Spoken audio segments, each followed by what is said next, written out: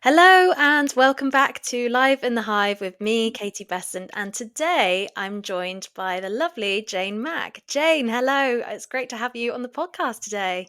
Oh, thank you so much for having me, Kate. It's lovely to be here. I love to have chats with you. Yeah, we're good at chatting, aren't we?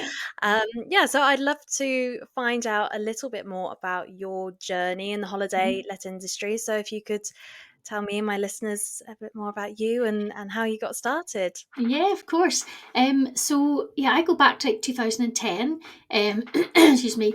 So yeah, my husband and I started out because we ended up buying a property management business. So we were just looking after the holiday homes. That's all we were doing. And then we, you know, the sort of market changed and we realised there was a gap. And the gap was that there was no lettings and advertising. So we did some expanding. We grew the business and we brought in all the advertising, the lettings, and made it one, like an all in one place for Holiday Let Management Company. Continued to grow up. We did a lot of streamlining. We did a sort of cut out services, brought in new services. Just as the market grew and the business grew and there was changes, and we just grew it for about 7 years.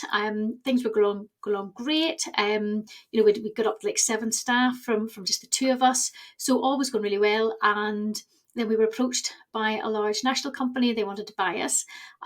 They wanted into our area because we had the market share there. Selling was never in the plan, right? It was never anything we even thought about. The business was going well. We were just like, this is great. Well, let's keep going. So it took a while to decide, but we ended up selling to them and continued to work with them for another few years, continued to run that local office. And then I came out of it and decided to go into the consultancy world.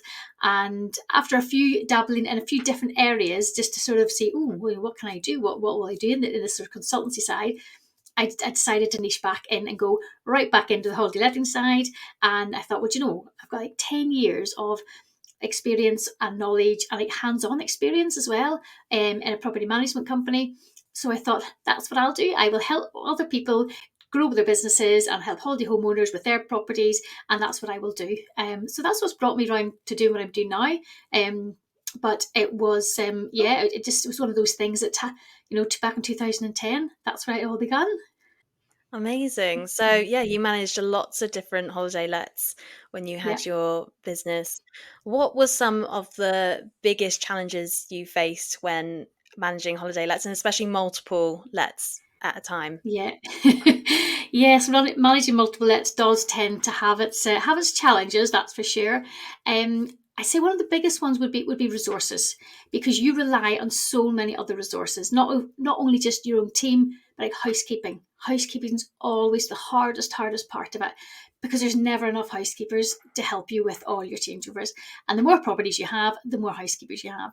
And obviously it can depend on your location, because some locations can have, if you're maybe in a more central location, you might have different housekeeping agencies that you can outsource to, and you can maybe call on people from different areas. But we were on an island, so we were really rural, so we were very location dependent. It was very much what was there was what we had. So housekeeping was a big challenge. We did have to end up eventually just like changing all the changeover days. So instead of it always being a Saturday, it became then a Friday, and then a Sunday, then a Monday, then a Tuesday, because we had to stagger them, because there was just no way you could, Saturdays were out after a while. There's no way you could, just didn't have the people for it. But yeah, it was good for the housekeepers, because you get one housekeeper could do 5 different days. So it's giving them another income. I think sometimes it was just a wee bit of a mindset change sometimes on, it doesn't have to be a Friday or Saturday that you go on holiday. Everything's very different now. So yes, resources was difficult. And also then I think the fact that when you're managing multiple properties, you've got two sets of customers. You've got your property owners, and then you've got your guests as well. Two totally different types of people who need two totally different types of services. So you're managing two services and two customers in the same business. So that can be quite challenging. Um, Especially if you have a team, which is great if you have a team of people, because obviously you can sort of spread them out, and you kind of different people are responsible for different areas. But it was, yeah, I think when you're trying to bring on properties and you're trying to manage the guests for those properties and keep everyone everywhere happy, that can be quite difficult.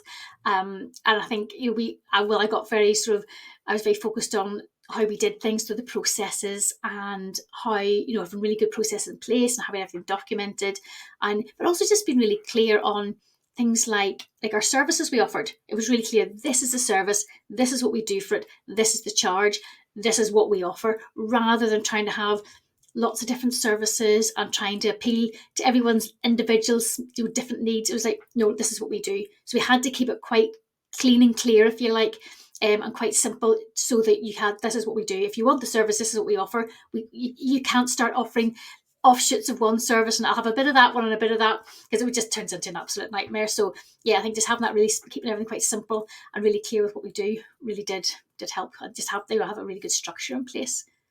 Yeah, that will really help Yeah. keep everything running as smooth as it can do. So in Yeah. terms of managing guests and owners, so I did a bit of that during my time with the letting agency that I worked for in the marketing team. Right. How if there's someone listening who has a small agency and they are trying to do both, what tips can you give them to manage these two different types of customers? I think you need to be, well, like I say, being very clear firstly on, this is the services you offer for your owners, and they know exactly what they have and what they're getting with it, so that you can stick to that and they know where they stand with it. For guests, I would certainly say, I think just being very clear as well with your guests in terms of, this is how we operate, these are your terms and conditions, this is, these are the services we offer, what they need in the business. But I think you just need to be able to be adaptable sometimes, to jump between the two, because it's a very reactive industry. And if you can get support, absolutely get support, somebody who can be there. If you have somebody who just deals with your guests, because that way your guests are getting the sort of the commitment, not the commitment, I suppose, just the attention, that's the word I'm looking for, their attention they need. And that helps keep that side of things, keeps people happy. Somebody who can be there to deal with a problem or deal with an issue or get a maintenance out or an electrician or whatever it is, they can be focused on that. I think that was a big part of it, was having different people who focused on the different areas in the business. So people who dealt with the guests, other ones who were quite focused on dealing with the owners. So people were getting their own attention. I think certainly no matter which customer it is, they all like that. They like to know they're getting the attention they need, they're getting that personal service, and they're not being forgotten about. And that's where having that bit of support there really does help support you in it as well, because it's not an easy one. I think just, if you have set processes of how you do things and how you deal with different situations, then you've got something to follow when things happen, rather than trying to think of what you're going to do and how you're going to deal with it. Have things in place, have a system in place for it, and that'll really help you. And I think as well, trying to keep as consistent as possible. If that's what works for one owner, that's what we do. We don't start trying to get, trying to treat people in a different way. Trying to keep it that consistency, it keeps you right as well. Yeah, amazing. And those processes and systems, they can stay relatively the same, but something that does change within the industry is the different trends, and Yeah. so you have to be a bit adaptable. So what trends are you currently seeing in the industry from your side? Certainly everything now seems to be very much based around the guest experience. Back in my day, as I say, back in the sort of 2010, 2013, 14, all around then, it was a lot of it was around, you could showcase the property. It was all about the property, what the property's got. Whereas now, it's very much about what's the experience, what's the guest overall experience going to be in that property, what can you offer them in there, rather than just, it's a self-catering property. But it's also the experience about the area. Why come to this area? Why come to this area and not somewhere else? It's all about the overall experience. But also the experience they get with you if you're an agency, then it's like as a business, even if it's a holiday homeowner, from the moment that person goes on your website or goes to book, what's that journey? What's that experience that they're getting? They want that full-on experience where it's been smooth, it's been seamless, maybe they've had personal contact with you, that it actually flows through. So it's all about their experience from start right to the finish till they leave the property. So experience is a huge bit. Things like sustainability is huge now.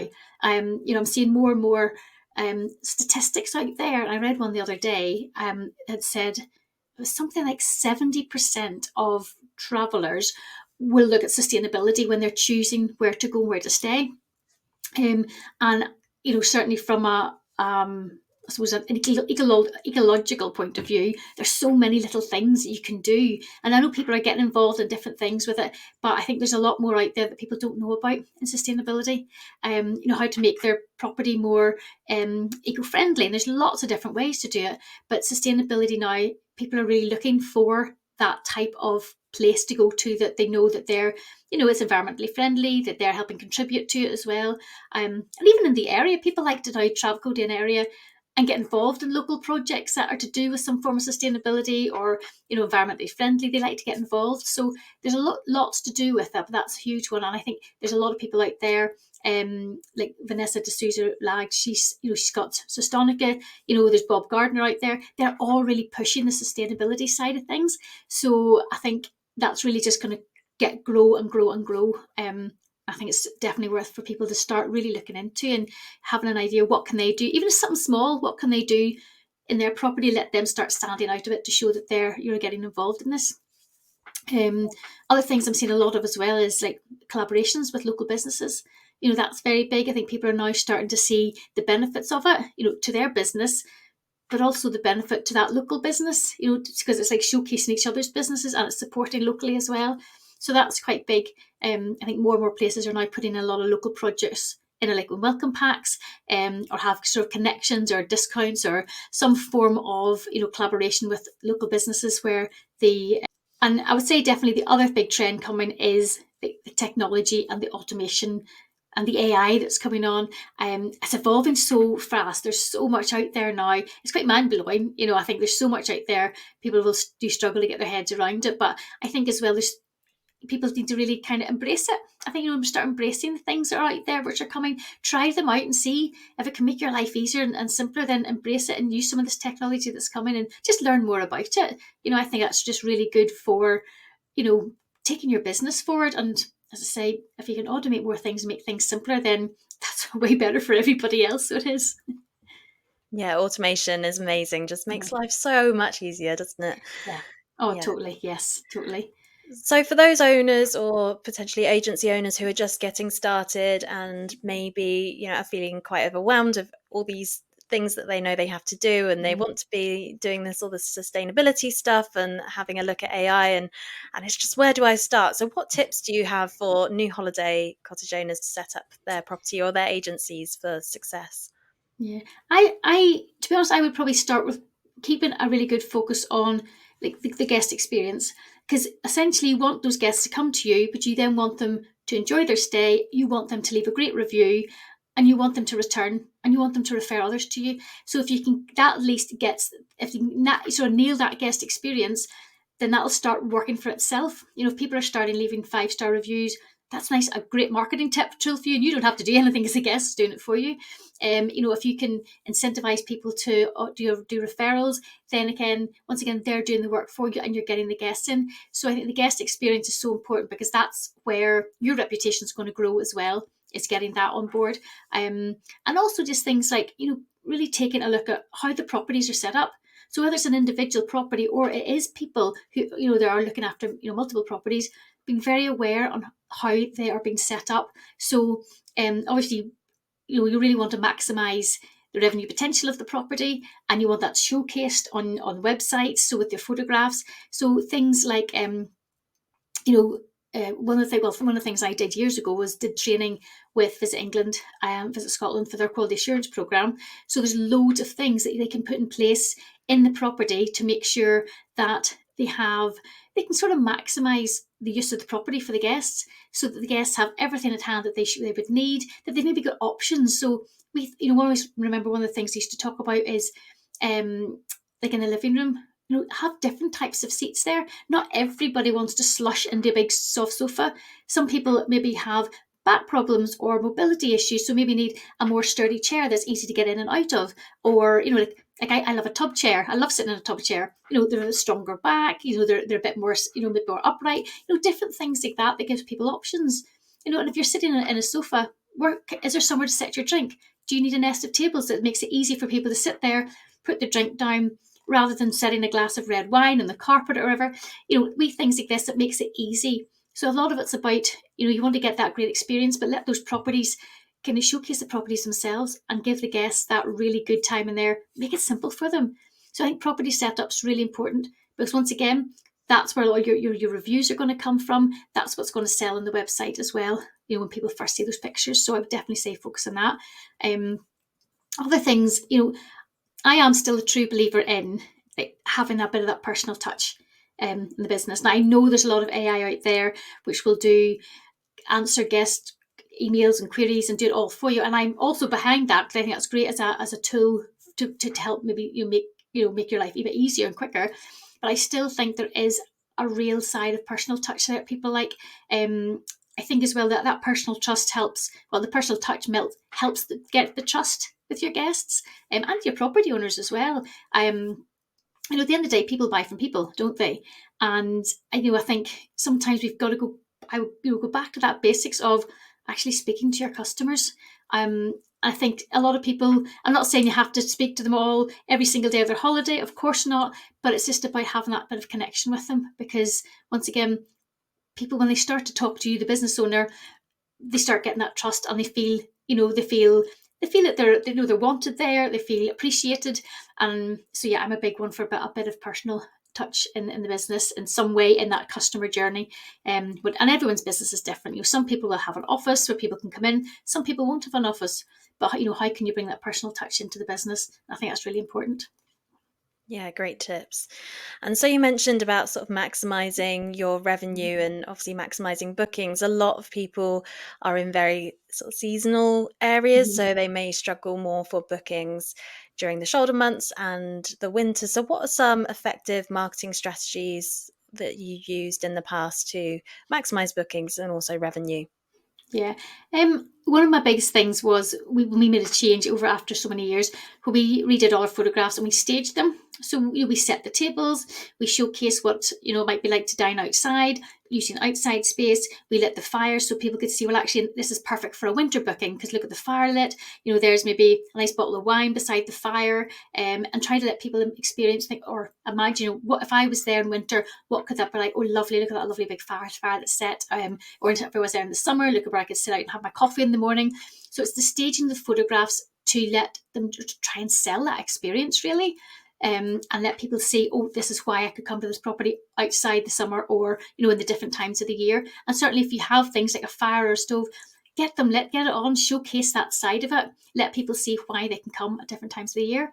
And also, I think when you do start showcasing and staging the photographs, you also want to make sure that the website's really well set up properly.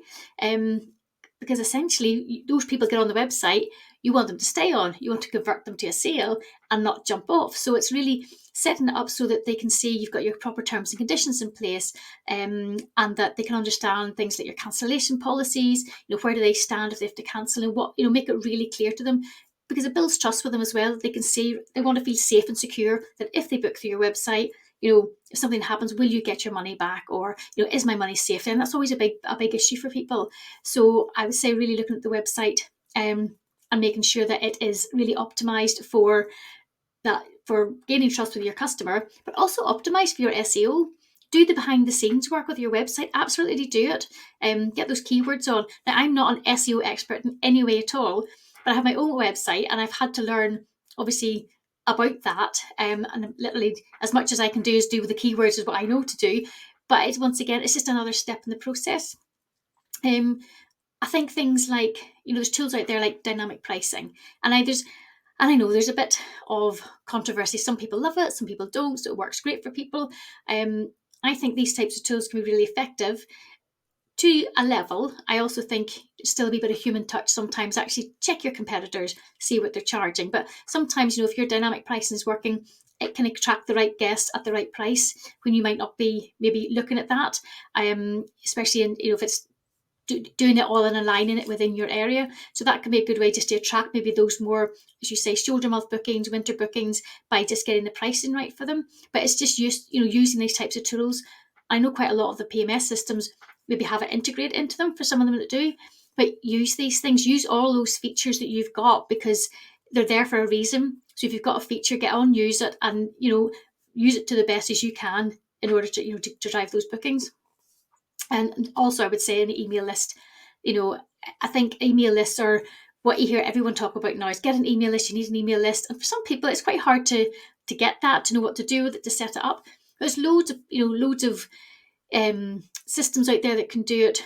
A lot of it's built in. Once again, it's built into the PMS system, so people can use the support function there, find out how it works, and start doing it. Because that's where you can be absolutely getting to the forefront and right in front of your previous guests to say, this is what we've got in winter, this is what we've got coming in February, booking ahead, telling them the things that are happening in the area. Is there any particular festival that maybe they didn't know about out with the summer season?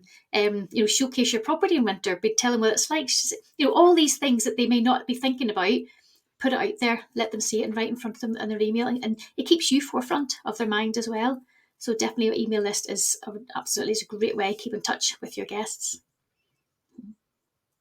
Yeah, I love email. It's so powerful, and you Yeah. don't have to rely on the algorithms or social media. You can contact your Mm-hmm. previous guests and your social media followers directly. It's their own challenges of email marketing, but actually I think it's one of the Yeah, best ways to market directly to who you're trying to get to. definitely. Yeah, Yeah. definitely. Yeah. So, with being an owner or an agency owner, it's not a 9 to 5 job. There's stuff going on all hours of the day. So, yeah, is it hard to maintain a good work-life balance? Is it achievable at all? Do you have any tips for everyone, seeing as you've been doing it for so long? Yeah, that is a difficult one. It was a really difficult one, and in my head originally was, oh, when we start doing this is great because I'll be my own boss and it'll give me flexibility. And it's like you throw yourself into the business, and before I know it, I was working 7 days. I had my kids in the back of the car on a Saturday while I'm checking properties and dropping linen at houses and all sorts of things going on. And you find yourself all of a sudden, you're like, oh my God, my life is my business. My business is my life. My life is my business. It's all consumed. I think you need to be prepared to invest in your business in terms of, you need to get support, right? You cannot do it all alone. You just cannot. It's too much, and you will absolutely head to burnout with that, because I've been there. You cannot do it alone. You need to bring in somebody. You need to get some support. And once again, this is where the technology can help.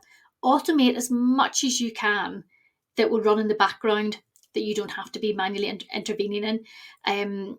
But I think as well, you do need to set some boundaries with yourself as well.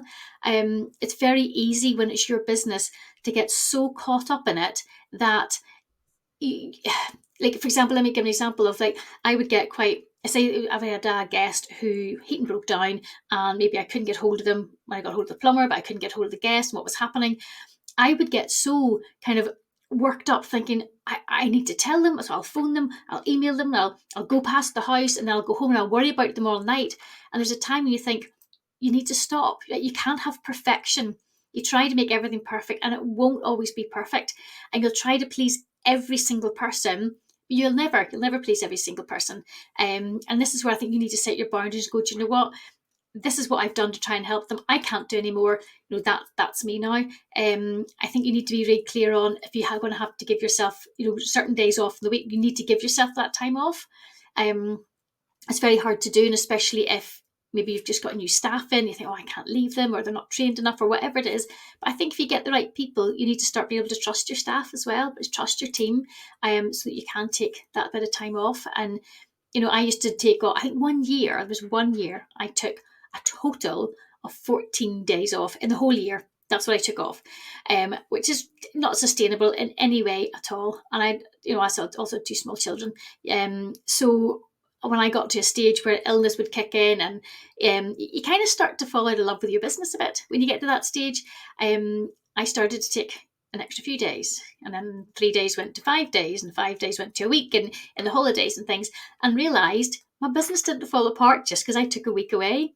But the difference was, I would come back and actually feel like a totally different person because I'd stepped away from it. Now, don't get me wrong, it's always in our heads, isn't it? It'll always be in your head, and you wonder, and what about this house, and what about that owner, and there'll be little things that sort of, will sort of linger there in your mind. But I think you need to just, when you start taking the time off, it gets easier to do. But this is where you need to start setting those boundaries of, it can't run your life. It absolutely cannot. And it doesn't have to be, because I ended up taking 1 year. I took whole 2 weeks off over Christmas and New Year, and everything went abroad. My business didn't fall apart. Everything was fine. But you just need to help yourself get to that stage, and get support in as well. I don't think it'll ever be, unless you were to really just put somebody in who will kind of manage the whole operations on your behalf. But I think while you're still really involved in it, you have to just be able to take those times off. You will feel different about it when you start to do it, but it has to be done. Yeah. Yeah, so important to take Mm-hmm. those Yeah. breaks away, isn't it? And making sure that you, yeah, take some time for Mm-hmm. yourself. One of Definitely. the tools that you mentioned to help with that work-life balance is automation. So, what Mm-hmm. kind of things could owners potentially look to automate? I think I would say everyone's going to have some form of booking system, a PMS system in place. Use as much as you can that, which options and features to automate, from your guest responses and communications. Maybe it's when they leave. It's emails that go out after they leave, asking for reviews, or just anything at all that will absolutely automate. I know there's even things like. I can't remember the name of it, but it's when you can actually see when people have actually arrived at the property, and they've actually gone into the property. There's a key lock system. There can be things like that actually, it means you can see straight away, I know they're in, I don't have to think about it or worry, have my guests made it? Are they lost somewhere? Can you not get hold of us? Do I need to be on call for another 3 hours? You can actually see that they're there. So things like that can also give you a bit of peace of mind. But I would say anything in your PMS systems, absolutely use the features. And one of the things I've come across with quite a few clients is they'll have a PMS system and say, I think I'm going to change it. It doesn't, it's not doing what I wanted to do. And I say, well, what is it you needed to do? Have you spoken to the support team? Have you? And nobody has. Do you know all the features? If you use this feature, why are you doing that yourself? You could run a report on that every month instead of manually trying to get information. I don't know how to use it. Use the support feature. So I do tell people that it's not all, there's a lot of features that people won't be using that can actually probably make your life a lot easier. But get hold of the support teams, take some time, have a call with them, see what's there, because all these things are there to help you. And I'd say probably nowadays the PMS systems, they've all got these great tools in there and features and things that you can really make your life easier.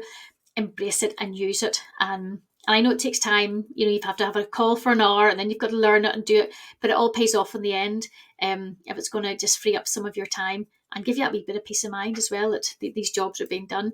But definitely just wherever you can, use these features, automate everything. Mm-hmm. Yeah, it's a good investment, isn't it? And so Yeah. many of these PMS systems as well, they've got tutorial videos, and Yep. so it's just kind of knowing where to start. So just having a call with them and seeing Yeah. what is available, and then Mm-hmm.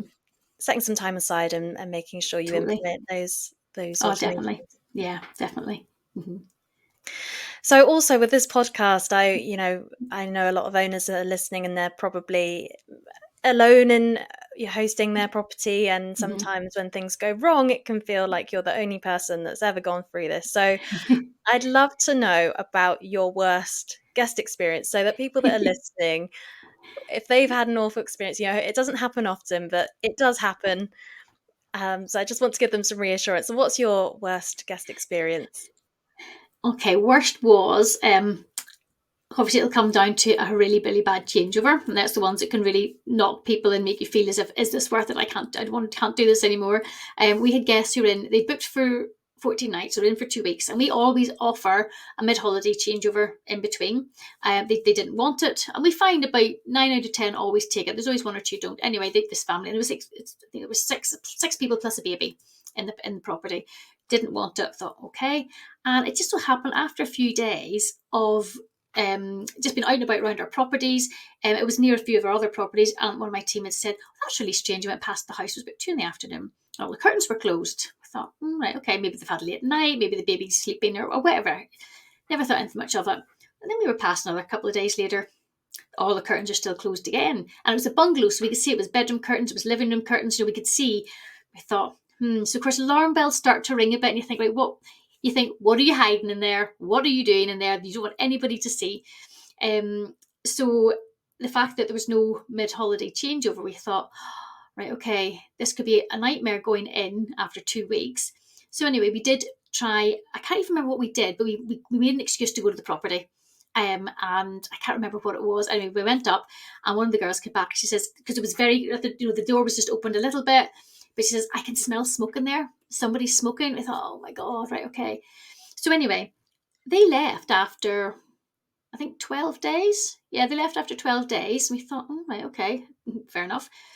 And we went up to check the property, and oh my God. So it literally took us 3 days, it took us that day, another 2 days to get the house back to normal for the next guest coming in. So it would never have happened had we gone a back-to-back booking. Those new guests couldn't have gone in. They had smoked in the property. It was filthy beyond belief. How they can make so much mess and dirt in 12 days. I was like, oh my God. The fridge was like fully frozen up all the back. They like turned it so low down. The fridge was all frozen, and the poor housekeeper had to pick away. There was 12 bags of rubbish outside, all overflowing, stuff coming out. It was boogie boards and everything in the rubbish. 12 bags of rubbish. All the bedding was filthy, absolutely filthy. Like they'd been living in it for about 6 months. All the dirty dishes in the sink. Food was in ground. They've obviously had made stuff with cheese on it, been in the oven. It was solid baked on, all that type of stuff. It just everywhere. There was like food in the walls and stuff. It was absolutely bogging. It was disgusting. I mean, you have lived in this. You've slept in those beds, and you have lived in here. You're vile. This is disgusting. So that was one of the worst ones, and that was an all hands on deck thing. Maintenance had to come off their jobs. They had to start moving rubbish and doing things in the garden to tidy it all up. With 2 housekeepers on it, plus my team. We were all up and down doing stuff for it, and we got it back. We got it back to normal, and we got it ready for the incoming guests that week. But the poor owner, bless her, and she was so good about it. But a lot of the sheets had to be, it's like, those stains are never coming out. Those are not. So we helped her. We contributed towards replacing some of the sheets and stuff, because it's not her fault. It's not anyone's fault. It's been a really bad situation. And we got everything back in order. But yeah, it was absolutely horrific. Absolutely horrific. So for anyone out there who ever has a bad changeover, you're not alone in any way whatsoever. I've had guests who was locked out once. They only locked out for 15 minutes. They came in, they were really rude to us about it. It was like, oh my God, we will never book with you again. You're awful people. But the owners had phoned them just to say, oh, hope everything was okay. They couldn't have been nicer to them. Oh, it was like an adventure. Oh, our kids thought it was great fun being locked out. Yet we got an absolute barrage of abuse and rudeness. And I was like, thanks very much for that. Cheers, So there's just all sorts of people out there. And I think one of the big things is, don't take it personally. It's not about you. It's just people. This is, because at the end of the day, you're letting the general public into your property. So there's always an element of risk there. There's absolutely an element of risk there. But I think, and I know it's very hard when it's your own property and you've put your blood, sweat, and tears into it. You're so proud of it, and it looks lovely, and somebody just completely disrespects it. They weren't my properties, but I took them personally sometimes. I'm like, oh, how dare you say that about that property? It's lovely. Well, it wasn't mine, but I know it goes in to make properties look really presentable and have them ready for guests. So yeah, I would say just do not try to take it personally. It's not. It's just people. Unfortunately, that's what it's down to. But I also think that out of I think I've had thousands and thousands of guests through our doors over the years. There's a really small percentage of them are not the best types of people that you want to have, and the rest of them are so appreciative of everything you do, and you make a lot of people very happy with a property that you provide, who go away having had an amazing stay. And that's the bit to always remember, the good bits of it, because we do have to take the rough with the smooth, but certainly don't forget about all the really good people out there who love your property and everything you do for them. Yeah, absolutely. These things do happen, but as you say, it's such a small minority, but when it does happen, it can just Yeah. feel, Yeah. it's the worst feeling, isn't it? It It's is, and horrible. it takes up so much of your time. That's the thing. We could have one guest who could absolutely take up our whole week, with everybody being involved everywhere, and you just feel drained at the end of the week. And it's been one guest, and you think, oh my gosh. But you move on to the next week. Next people come in, lovely, great, wonderful, and you have to just put it aside and go, do you know, it was just them. But yeah, it's the time consuming aspect of it. That's the bit that really can pull you down. You think, oh my God, is this what it's going to be like? And it's not. It's just those one off bad experiences. But we have to move on, onwards and upwards with it. Exactly. And Yeah. finally, the last question for today's podcast. What is one tip for holiday cottage owners that you could give? It can be anything, doesn't have to be marketing related. What's one tip that you would give to a fellow owner? I would say um, keep up to date with market changes and like guest expectations. These are continually changing all the time, and as property owners, you need to be evolving with them as well. I know how you can get your property set up, it's looking lovely, guests are coming, that's all great, and everything's flowing nicely, but you need to continue. Things will change, and you just need to be able to adapt to that. I think embrace the changes as well, rather than, oh gosh, do I need to buy these new things for the property now? This is what guests want. Embrace it as that's just the market changing, and you're evolving with it, because it's a business at the end of the day, and as any business will evolve and change and have to adapt and change its ways. So I would just always say, do keep up with the market changes and what's happening. There's so many industry events out there as well happening. Go to them. Go to one that's maybe the closest to you, or there's obviously a lot in London and England and round about. Go to these events and just learn to hear what's happening. You get a lot of amazing information at these events. So go to them, find out, and then take these snippets of great information away and put it into your business. But just don't stay stagnant. Keep moving. Keep moving with market changes and keep up to date. Absolutely. Great tips. Thank you so much, Jane, for joining me on the podcast today. If people want to find you, whereabouts can they find you? Best thing, Katie, is just to go to my website, which is www.janemackconsulting.com. Everything's there. If you want to connect with me on socials, if you want to contact me, everything's there. So yeah, jump on there and get in touch if you want to. Mm-hmm. Amazing. Well, thank you so much, Jane, for coming on the podcast today and sharing all your experience from the industry and giving us lots of top tips as well. Lovely. Thank you so much for having me, Katie. Lovely to chat again. And yes, I really appreciate coming on here. Thank you.